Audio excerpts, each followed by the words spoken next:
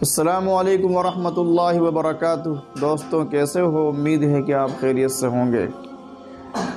آج کا اہم وظیفہ ہے گم شدہ چیز کا واپس مل جانا۔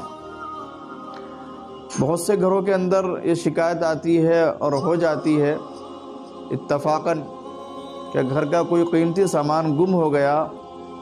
مان لیجیے آپ گھر کے اندر جو ہم کام کاج کرتے ہیں یا کوئی قیمتی سامان ایسا ہوتا ہے جس کی ضرورت پڑتی ہے، وہ کھو جاتا ہے، گم ہو جاتا ہے گھر کے اندر یا گھر کے باہر، تو اس چیز کو واپس لانے کے لیے، مل جانے کے لیے پریشان نہ ہوئیے۔ میں آپ کو ایک اہم وظیفہ آپ کی خدمت میں لایا ہوں۔